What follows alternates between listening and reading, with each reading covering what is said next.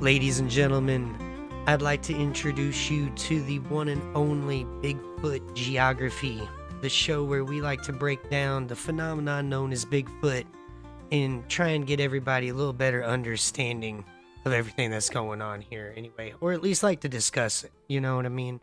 Coming along with me tonight is my co-host, Kazari Iwakura, and I'm Jaster and Win.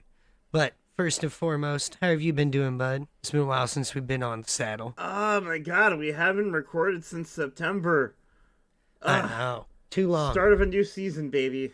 You know it. We're finally through the busy part of the year and we can get back to focusing on things. I've had all sorts of stuff happen to me, but I don't want to get too bogged down in the personal details. Because I'm fired up and ready to get into it, Jaster. Exactly. So since we last convened, I actually have updated my setup once again. I'm fussing with my pop filter because I'm not happy with the way I've got it positioned. There we go. That'll do. Yeah, right there. Yeah. There. No wait. Yeah. I got a pop filter for Christmas. So once again, we're upgrading things little by little. Jaster has a makeshift pop filter in the form of a sock. Hell yeah. His microphone. Gotta do what you gotta do. Jaster-ass solution to the problem there is. Well, I spend money on it if I got the solution at home. This is stopping just short of, putting duct tape on it, Red Green style, You know what? I grew up on that show, and I think it explains a lot. You know what I mean? Like, I love just going through the internet and just finding old videos and clips of that show, and I'm like, oh, yeah. No, it's great. So we're starting our 2025 season off, and oh god, I'm so excited, Jaster. I'm so excited. We're back. I've been missing doing this. Exactly. So we got a little bit of a new format. Let's go ahead and throw it out there. We're just going to give us the Bigfoot stuff first now and go into why the geography and the biology of that area makes sense for Bigfoot encounters rather than just going in and baiting everybody for like half the episode. You know what I mean? So with that, we got some good ones. I know if y'all seen the thumbnail, you guys are waiting. So we're going to go ahead and get in the first one, which unfortunately is not the one on the thumbnail, but we think it's pretty good anyway. We got a report from the BFRO, report 9142, a possible daylight sighting by bush pilot flying low over remote forest area outside Bicêtre in Manitoba, Canada. Okay? I always love pilot sightings, whether they're like bush pilot, helicopter pilots, whatever. Yeah. Pilots are trained to be really observable. And these guys are probably the one people that uniquely get to go out into these really remote areas and see things more than other people can. So, you want to take this one away, Kaz? Yes, absolutely. So this took place, August 8th, 2004. Once again, this was up in Manitoba, Canada. The report lists the nearest town as Bicêtre and the nearest road as Highway 304. So I guess this is the part where me and Jaster pull up our map and we try to we always do that in the post. Well, I've already got that kind of figured out, so I've got a map set thing kind of going on. So if you want to just go ahead and read the guy's flight log, we can go ahead and put that on over it, but I'll have that nailed down for everybody to look at. Okay. So from his words, "Hi, I am from Pinawa, Manitoba. I flew an Adventure Air out of Pine Falls. I sat in the front seat with headphones on. As I'm reading Pinawa, we had a guy fuss at us recently because he didn't like how we pronounce Quebec. Well, I'm from Kentucky and you're from Alabama, so they're going to get what they're going to get. Yeah, I was about to say. Can't help it. Sorry. What, they want us to go, un Quebecois, Yeah. I majored in culinary arts. That's kind of maybe a little bit French, but none of us took it like that. You know what I mean? Hell no. I fly at least 6 times per summer in the same Beaver bush plane. I am always watching for moose and bear. I spotted this object. It was moving. It took a bit to realize it was not a moose or a bear. The object was totally upright, walked like a person, approached the road from the south and crossed the highway. It walked straight as an arrow across the road through the low ditch, and by this time I was looking back toward it and saw it disappear into the bush. I was quite a distance and could not see moving legs or arms. It was dark in color. I did not realize until it was into the middle of the highway that this was something unusual. I did not tell the pilot till after, as we had passengers and would have had to go ways out of his way to try and get a closer look. I looked at the highway. There were no vehicles parked or moving. Ain't that a bitch? Mm-hmm. You know, the one time, you know, you're up in the sky and you happen to eye, you know, a squatch. You're in the middle of, you know, you've got people that you're obligated to. Don't that suck? Man, I mean, if I'd explained it to the passengers, they might be like, turn it around, boss. You know what I mean? Like, you never know. I'd be like, hey, can we take a 10-minute detour real quick? We think we've seen something. You know? Mm-hmm. Who knows? But, I think that might break company policy. Yeah. I don't know. It was dark in color. I did not realize until... Oh, wait, hang on. There we go. Sorry, I'm one paragraph up. This is a very isolated highway. I will probably talk to the pilot. He crosses this area often. May be able to get some GPS readings. In hindsight, I wish I had shown the pilot because I watched it for about 30 seconds. Other witnesses, none. Time and conditions, it was approximately 1 p.m. It was very clear. I was able to see the movement and followed it easily. And lists the environment. Precambrian shield, rocky with pine forest. And here is VFRO investigators Blaine McMillan's follow-up. I spoke to the witness by phone, and he talked about the figure he had seen while flying over eastern Manitoba. He said that he had often seen black bear, deer, and moose while flying en route ferrying fishermen to an outfitter's camp. He described that what he had seen was unlike anything he had seen before. He said in relation to the surrounding brush, the animal was close to 6 or 7 feet in height, and it was a dark brown in color. The sighting lasted 30 seconds to a minute. In that time, the animal in question covered about 100 yards while walking upright in a bipedal manner with arms hanging down by its side. It appeared to be in no hurry and appeared to take no notice of the aircraft. So this is, I mean, it's a bush plane. Those aren't very loud, you know, because those are like Cessnas and stuff. Oh no, those get pretty loud. I think the thing is they're used to them, and like they're probably looking out more for the vehicle than they are the plane. I have to, because they're ferrying these guys back and forth, so I guess this, whatever squatch that would live in this area would just be like, yeah, whatever, it's background noise now. Right. Like, I think having maybe different vehicles or different aircraft going over might spook it, but if it's used to that, it might be just fine. Mm-hmm. I will say, though, like, we might need to go over the investigator, too, a little bit. Did you get through all of the follow-up report? No. But like 100 yards, that's at a casual, like even at a casual gate, that's still a good amount of distance for Squatch to cover. I think if anything, the fact that this guy was like, hey, I mean, I've watched black bear, deer, moose, the whole nine on this route, and I've never seen anything like what I just seen before. That is something that's valuable. Yeah. It means it's a respectable, established witness. And these are the kind of people that we love reading sightings from on the show because they have no reason to lie. And they have, you know, a professional qualification that gives them a bit more legitimacy as somebody who's seen a Sasquatch compared to, say, you know, Uncle Joe down in the woods, you know, who got a shack down by the river, you know, something like that. So, like, I don't know if I brought it up on the show, but I even had a large cat encounter. I've had a Class B, I would say, and then a Class A while I was living up in southern Indiana. Have I told you about that? Yes. Mm-hmm. Yeah, that was back when we first started talking about Bigfoot. I don't know if we've ever talked about it on Bigfoot Geography, but I know we have talked about it on prior incarnations of the show. Back so like Core After Hours. Long story short, I was heading back home from work, and like on the side of the road we had a cornfield, and there was a pond out in the middle of it, kind of obscured by the hill. You can only really see it on off growing seasons, and it just so happened to be middle of fall. after the harvest, so everything was barren. And I look over, and there was a large brown and black large cat sitting there. And I mean, this thing was probably 3-4 foot tall at the shoulder. And not in a bobcat. I've seen those plenty in my life. They're just oversized toms. You know what I mean? Like, nothing crazy.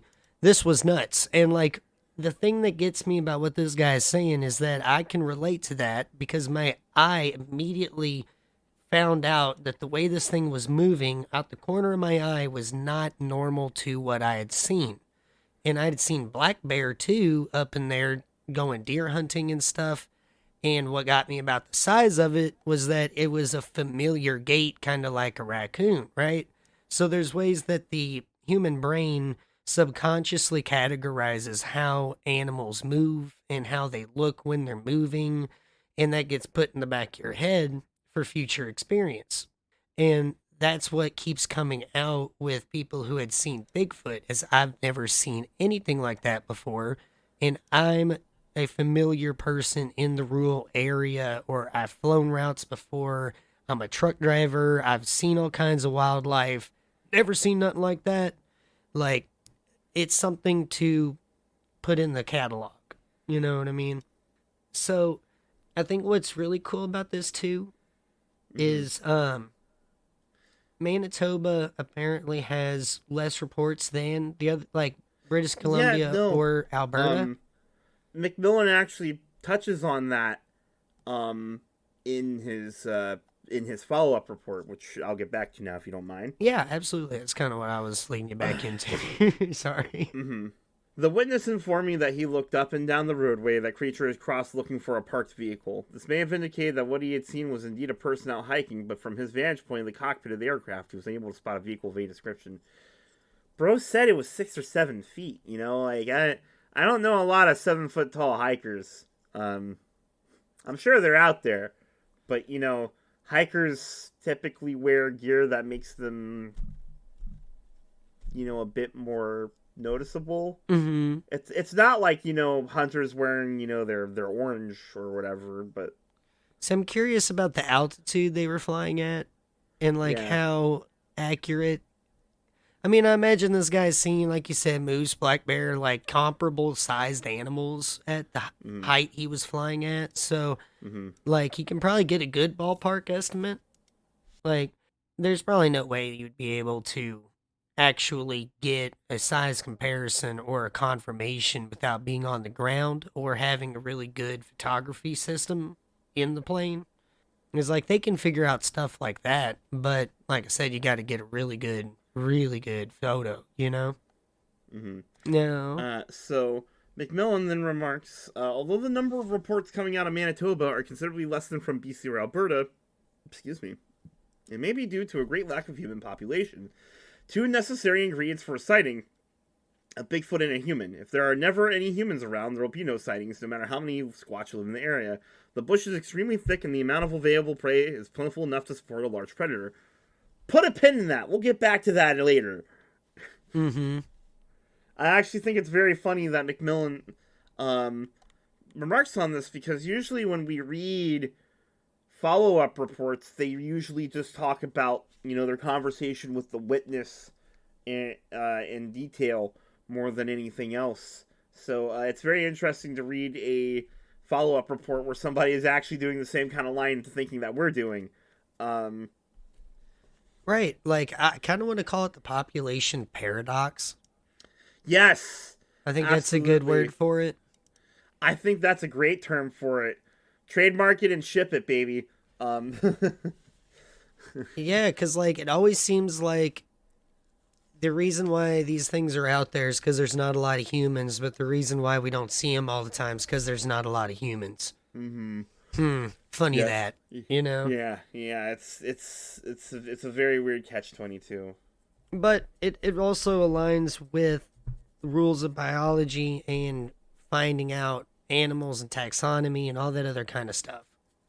So we can, like I said, we can get into that on the latter half of the show, but yes, we do want to talk about that. Now, This guy is also not just a Bigfoot researcher who's written Yeah, multiple no, they books. actually list his credentials, and he's pretty legit. I'll let you go over these. Yeah, he's got like he's a avid hunter, camper, fisherman, holds a bachelor's degree in criminology from the University of Manitoba, anthropology, political science. He's done multiple expeditions. It looks like he's listed 8 years of expedition experience. He's organized expeditions. Like I say, he's written looks like at least one book.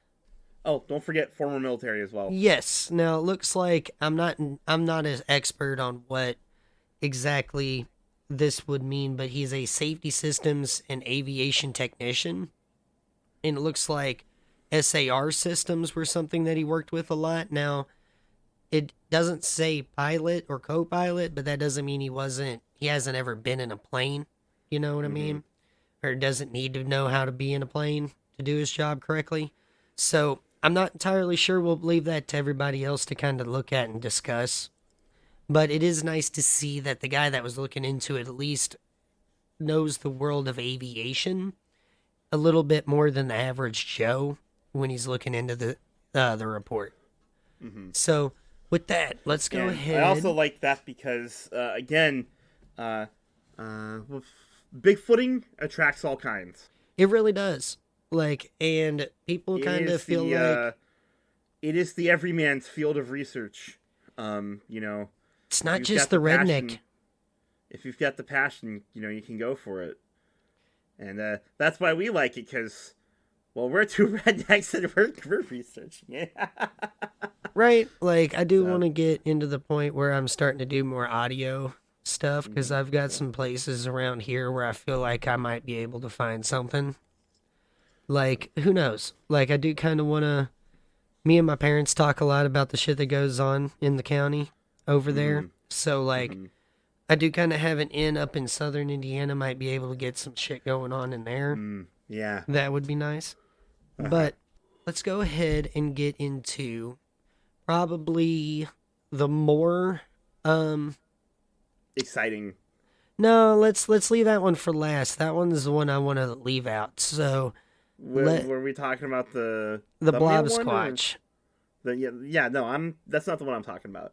Okay, so I was wanting to get into the ferryman first before we get into the big one, because like I said, you want to do the ferryman real quick, and then I'll finish out with the big one, because I'll do one of my classic storytelling experiences here, or I'm gonna try. Yes. So, okay, Jaster. You brought a classic bit of big footage along with us today. Yeah, so this one is one of my favorite ones because it does bring up some conversations about Bigfoot. But you want to kind of talk about it a little bit? I'll let you talk about it, actually. Okay. You handpicked this one. All right, so this one comes from Manitoba as well. A ferryman who works it every day. Now, this is somebody who... like in the olden days, has a cable on both sides of the river and a ferry in the middle, and he can transport all kinds of stuff with it, your car, who knows, whatever, right? And he runs this route multiple times a day, and one day he comes across this thing on one of the beach sides as he's kind of finishing his run, and he's looking at it, and he's like, oh my God, this don't look like nothing I've ever seen before. And he whips out his phone, right? And what we're going to show on the screen here is the footage of what this man had seen. Now we're going to kind of cut it down here so we're not doing anything too crazy. But the big part of this is like this guy's like in the 2000s, I think. 2005 or so? Something in that level. I believe so. Like the video footage says 2005, but the TV program might have been 06 or 07. Yeah, because I believe it was actually brought up on a couple of the shows. It was big on the news when it came out. Like, the genuine authenticity of what this guy was conveying, at least, is something that kind of stands out to me. Is that this guy's kind of like, oh my God, I don't know what I seen, but he wasn't trying to sell nothing. You know what I mean? No. And what he had produced is something that I think does kind of contribute to the conversation, that this guy at least believes what he had seen to be something that is not natural to his environment. And what we see is just a big black shape moving across the beach here, right? And that kind of brings up the conversation, right? Like, we're in this modern day and age. Like, this guy didn't do this on the, Kodak flip phone, or freaking go out here with one of those disposable cameras. You know what I mean? I'm kind of surprised you can still find those at the store, by the way. That's kind of wild. Yeah. But he didn't come out here with bad tech for the time, and he still came out with something you can't even recognize, right? And people are talking about that to this day, that one of the best parts of big footage is the Patterson-Gimlin film, right? And, oh my God, that happened back in the 60s. Why are we still not getting really good big footage? And it's the long and the short of it is that technology doesn't work quite like what we think it does, right? Like, yeah, we have these iPhones in our pocket, or these Samsung Galaxies that have these big 3-camera setups, and when you're doing selfies or doing Instagram photos, or you're doing food photos or anything up close, it looks great. You know what I mean? But here, let's test it out. Go out to the zoo and try and get a good photo of a monkey moving through its habitat. Okay? Yeah. Like most phones, I mean, if you have a specific phone built for photography, really good, it might work out for you. Most mass production phones are not going to give you the clarity you seek, not at a distance, especially out in the woods, because there's too many things for it to focus on. And with that, kind of brings up this conversation of, well, why haven't we gotten good big footage? Because it's hard. Like, if we had a whole bunch of dudes out here with $6,000 to $7,000 setups in hand, doing all night long, all day long scouting to get photographs or video of these animals with their setups, basically in a perfect environment, all ready to go. They're not doing it without a tripod, you know what I mean? Or they're not doing it without stabilization of any sort. They still had this thing to somehow manage to come into line of sight with all this photo equipment running around, or you lugging it around and making a bunch of noise. Like, you're starting to see the issues at hand here. Like, National Geographic does really good jobs on the animals, but how much time and effort does it take these guys to get what they get? It's a lifelong dedication. And then that guy might only get, 4 or 5, maybe 10 really good photos that he wants to put in his portfolio. You know what I mean? Mm-hmm. It's not the best, is what I'm trying to say. Yeah. So, with that, do you want to add anything on there, Kaz? I think that in regards to this, I think there is kind of a conversation about, we brought up the blob squatch, and, we kind of deride the blob squatch nowadays, but we do it specifically when people point at some shadow in a picture they took and say, "Oh, look, it's a Sam Squatch," or whatever. Right. This is the blob squatch. that it's the classic blob squatch. It's there because it's the best they've got. It's like the it's like the end of, I think it's the Independence Day footage. I think that's the name of it. Yeah. Where it's up on the hill. And it's just basically this black pinprick against the sky, And this guy is zooming all the way in to even get it It's moving. the one of the Boy Scout troop, out on a hike and seeing one on a mountain heading down toward them. Yeah. And those are both, they happen to have some good consumer grade cameras at the time, but they're not made for seeing shit at the distance they did. And as a result, well, we've got the tip of a pin on a mountain, I mean, like, at distances like that, I don't know many cameras that can. It's a very specialized thing. Yeah. Like, I don't know. There's that IMAX film that just happened to catch one running through the background, and they didn't even get anything good. And those are, like, super duper expensive cameras meant to shoot at an insane amount of frames per second and pick up as much detail as possible so it can be blown up for a massive screen. And that doesn't do it either. And if they can't, if the camera like that can't do it at that distance, there's nothing on a consumer level that conceivably can. So No. And that's why I'm a bigger fan of audio right now, is that there's people out there that are doing spectral analysis that are figuring out things about the vocalizations of these animals, of these creatures, and applying it in a scientific manner. And that, I really do think that's the next step. Like that's another, like we've already looked through the morphology and the locomotion part, and we've been studying that, right? Like that was the foot in the door into the scientific conversation of Bigfoot. Now we're getting into audio, which is used to help identify species of birds that are in areas. You know what I mean? Like, it's not like we're not trying as a community to push the ticket. To push the ticket and make it more legitimate. Exactly. The further we can move Bigfooting as a field of research away from being perceived as woo, and the sooner you can make it legitimate and possibly, God hoping one day get government grant funded research projects into it. That's when something will happen. Now, is it ever going to happen? Well, for a variety of political and economical reasons, I don't think so. But it's nice to dream. It's nice to dream.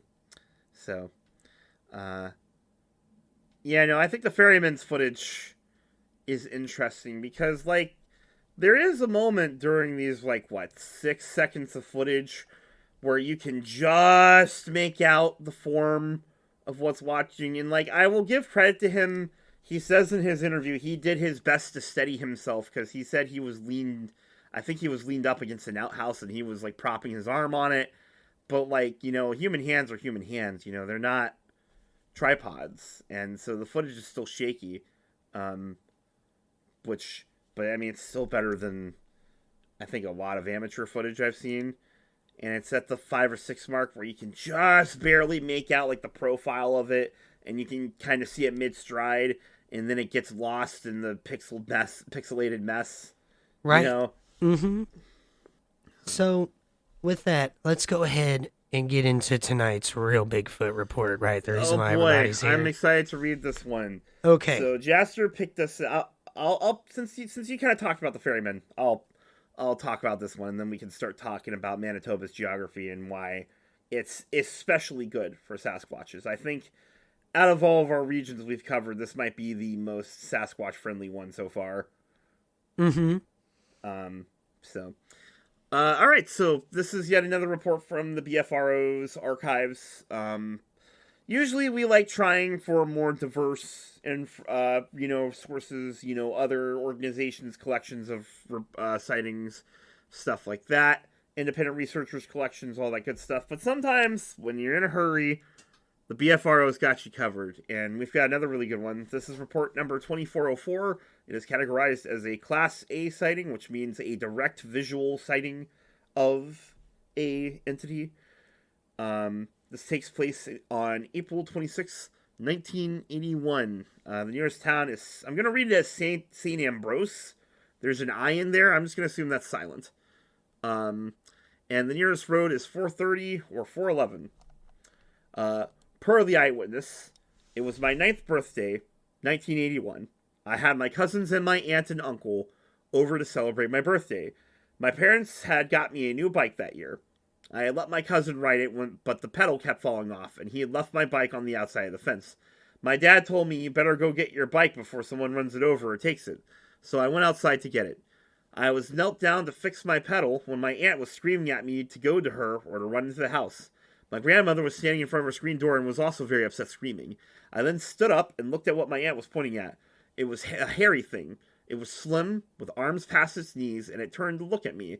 It was quiet, and there was no smell. It was a light brownish, almost gray.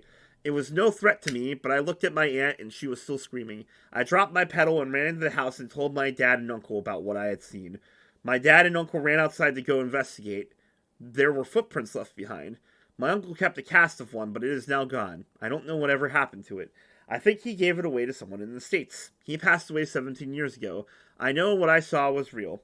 I remember it like it was yesterday. The eyewitness. Also, additional notes from the eyewitness. My dad and my uncle went to investigate, but it's just repeating what they had typed. Other witnesses, 3 witnesses total. Aunt and grandmother. They were both about 100 feet away at the house. Eyewitness says they haven't heard of anyone ever seeing anything, but reports of a woman's scream was heard, and nobody has any explanations. That took place around 8:30 in the evening. It was still light out, so this is spring, so the sun's going to be setting later. Mm-hmm. The environment, it was a very nice evening, only dirt roads at the time in a very bushy area. Follow-up investigation report, no named investigator here. As her horrified grandmother and aunt looked on, a creature came from between the houses on the edge of the town, walked right past the 9-year-old girl, and went into the bush. It didn't act anxious or alarmed, it just walked calmly past. The witness was outside getting her new bike, a birthday present, with her aunt, who was standing out in the yard, and her grandmother, who was standing at the door of the house, started screaming at her to get inside. She looked up and saw what they were screaming about, a tall, hair-covered creature with long arms walking north from between the houses. It strode past her, just 15 or so feet away, and turned and looked at her as it passed. The witness said it looked unperturbed, not at all aggressive. Meant no harm, she said. The girl's father and uncle set out after the creature with a shotgun, found tracks which they casted but can no longer locate, and called around to tell others to be on the lookout. Aside from the few tracks, they found nothing. The aunt and the grandmother referred to the creature as the devil before they all became aware of Sasquatch reports. Then they considered it to have been a squatch. The day after the sighting, this is the part that Jaster told me about in our pregame, and this is what blew me away. The day after the sighting, the girl's grandmother took ill, and the following day, April 16th, she passed away due to heart failure. The aunt has since suffered a stroke and cannot communicate by phone, so I was unable to talk with her. I spoke with the witness, who is now a grown woman, 3 times by phone, and I'm convinced she was telling me the truth.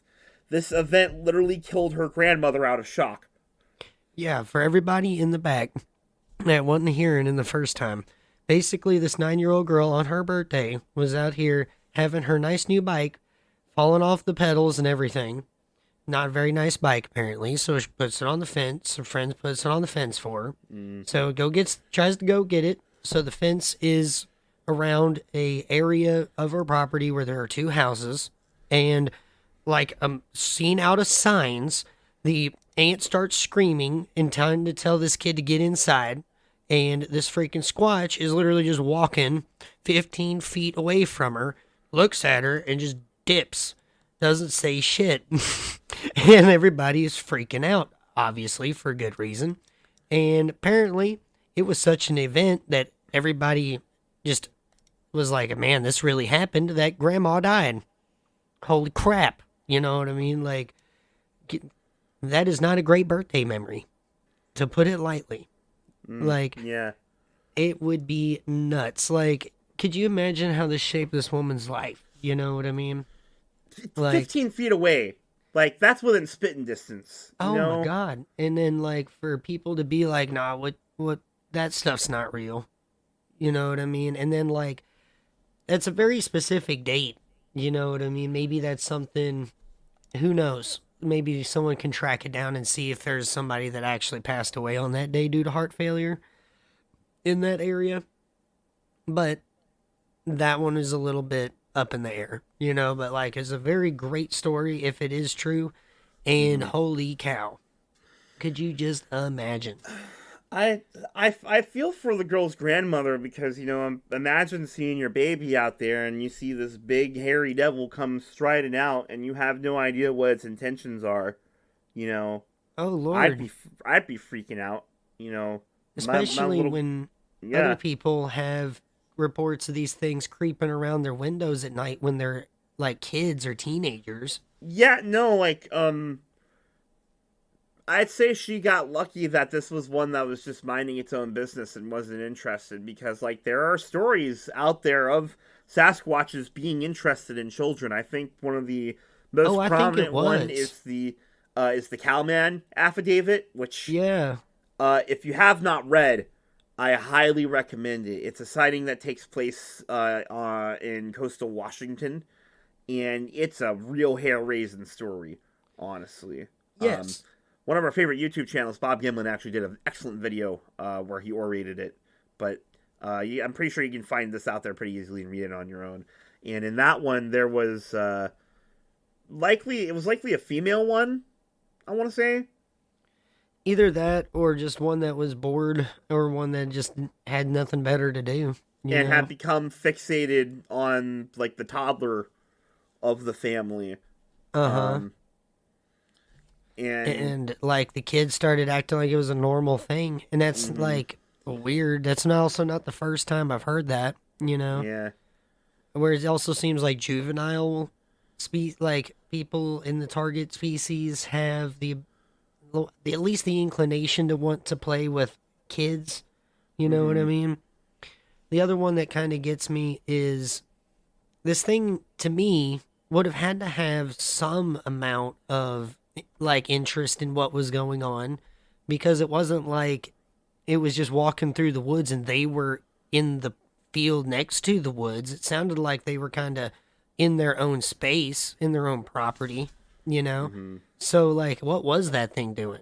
Like, it had to have some passing interest in at least the party that was going on, that at least had kids there, I would think. Because it said that it basically makes the mental image to me that if this thing had no interest in what was going on, why was it even in the area and not in the woods surrounding it? You know what I mean?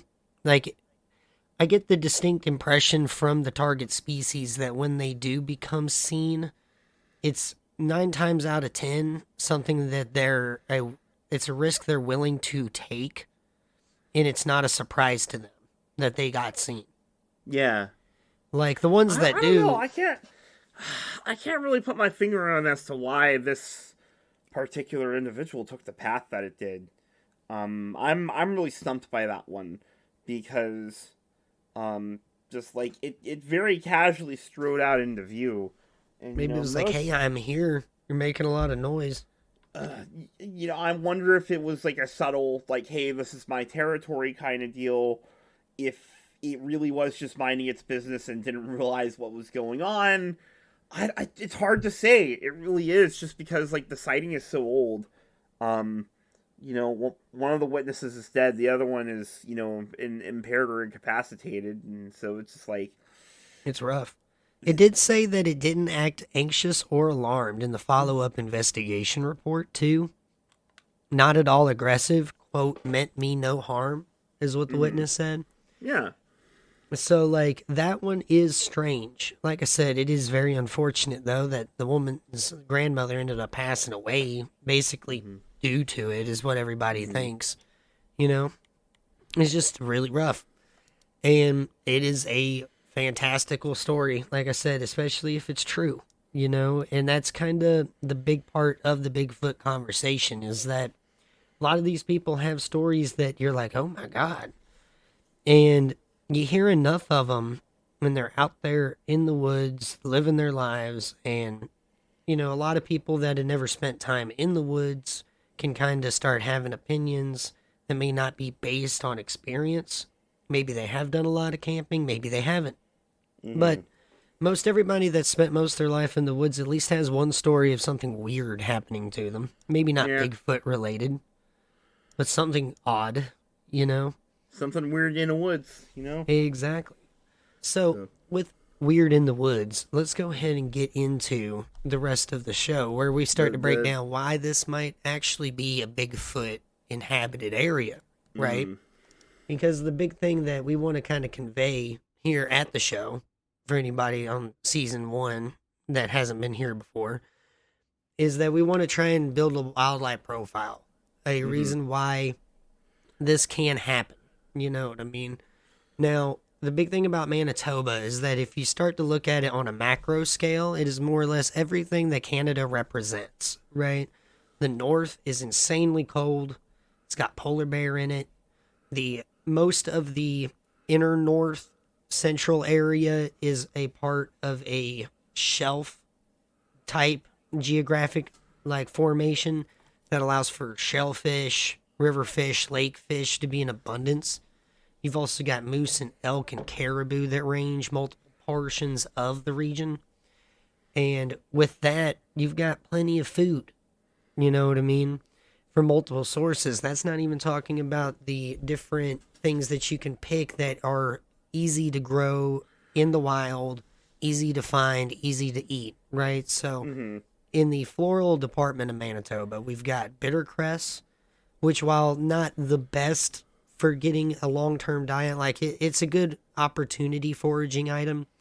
Asparagus, chickweed, wild mustard, prickly pear cactus actually in the southern regions of Manitoba, which is kind of cool.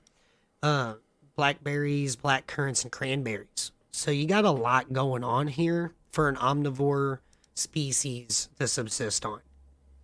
Especially when you start to add on different types of antlered animals that you can find out here. It's not just the ones I listed before. You can also find white-tailed deer and mule deer. You can find timber wolves and black bears in this area.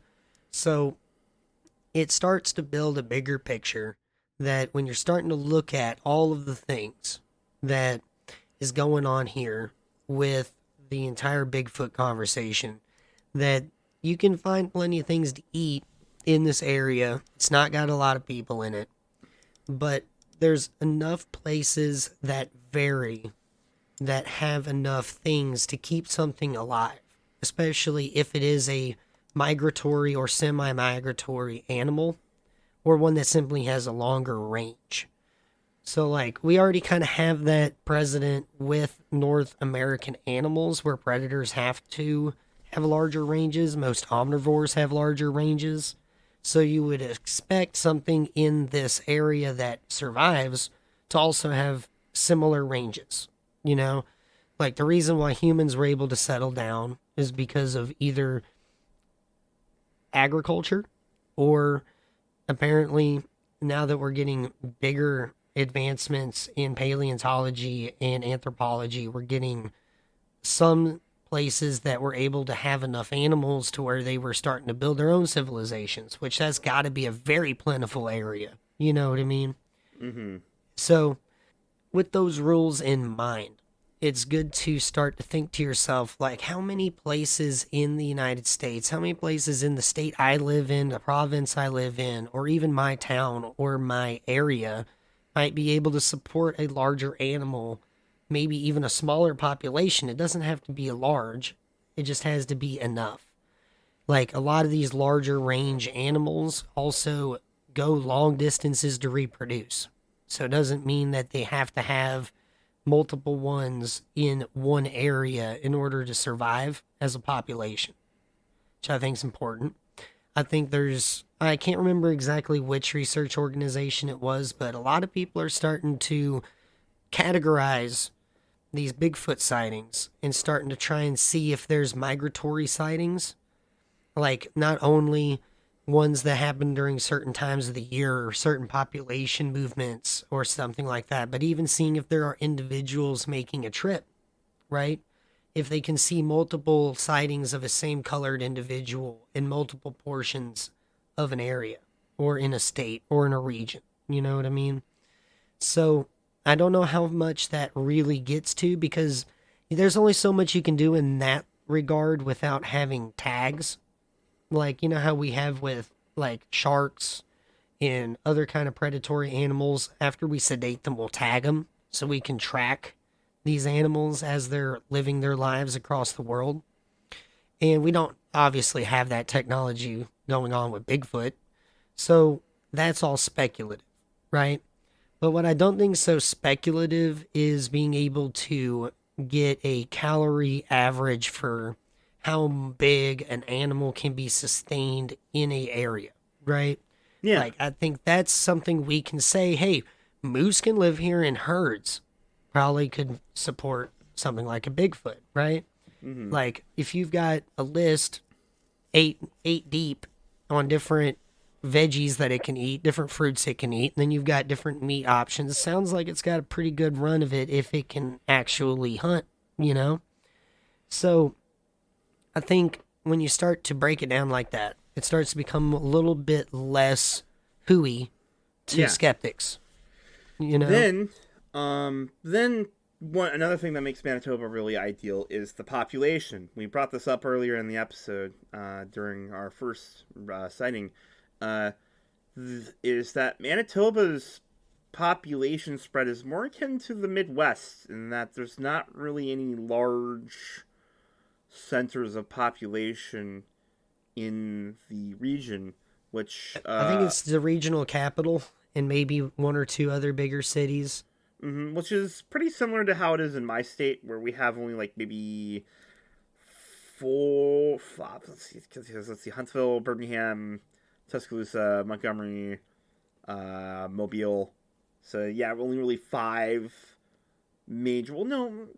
I mean there are some mid-sized ones, but if we're talking like major, big urban sprawl, 5 major population centers in the state. That's not a great amount. I mean, it's not a lot, and so I kind of see shades of that when I'm looking at Manitoba, and it also reminds me of Indiana a lot, like just the variety of landscape you can see when you're driving north to south through Indiana is insane. Like in the north, you can literally get the dunes and a Great Lake, and then down in the south, you got this like freaking the foothills of Appalachia, essentially. Yeah, no. Or something very similar to it because of the glacial movement. We have the foothills of Appalachia in the northern half of the state, and then the southern half of the state is all the farmlands and the plains. And so you have,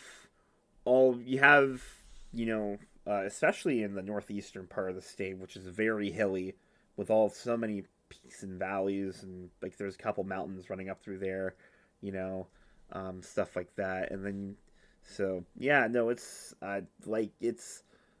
it's easy. Like we're both looking at Manitoba and we're seeing patterns we have kind of in our own, necks of the woods respectively, and we go, yeah, man, this is pretty good. And Manitoba is very underdeveloped because of the Canadian Shield. It's a large section of the region where there's only a small layer of topsoil on a large deposit of gravel, which makes agriculture next to impossible. And then you also have a lot of swamps and other lowland biomes as well, which require a large network of drainage ditches for excavation and settlement. Like, yeah, it can get pretty extreme up there. It is northern Canada, after all. But it has a big ability to support large amounts of wildlife, which I think there needs to be some more boots on the ground. I think it very much reminds me of Alaska, when we were doing our 3-part series on Alaska, and we were talking about how because of the unique nature of Alaska's topography, it makes it hard to investigate, but that kind of beggars, the need for it all the more because of everything it has on offer. So I think really if we are comparing regions we've discussed, I think like lower to mid Alaska, I think is the best comparison for Manitoba. Absolutely. Sparsely populated, rich in natural resources. Like that's Sasquatch heaven, man. Like it's all quintessential rural Northern America, and it's all quintessential Canada. You know what I mean? And the amount of stories about these types of encounters goes back so far in this history of this land. Yeah, because you've got all the Native American tribes. Oh, yeah. I kind of wish we had actually thought to include a note on them in this, and maybe check to look for any legends of, your typical, your hairy man, your wild man, your shadow man, your, I think that would almost beggar its own episode. Man, I think having maybe a sideshow from this. God, it's such a deep topic, dude. Like it is. Honestly, it really needs its own thing. Native, like First Nations people, First Nation cultures, and their relation to the land and Bigfoot is kind of its own topic of conversation, because there are quite a few legends in a couple of cultures that really smack of Bigfoot. Oh, definitely. Like, there's all kinds of them. Like, I think the only one that I seen out of Canada that I found a little weird was the one where the Bigfoot apparently knows what a lantern is. Like, that one's a little off base compared to what 98% Yeah, I think we discussed that one. of what I've seen is it. A while. That was a Vancouver one, wasn't it? Right. And a lot of people give it Bigfoot vibes, but like I said, there's always those outliers. You know what I mean? Where everybody's got something to their story that makes it a little bit unique.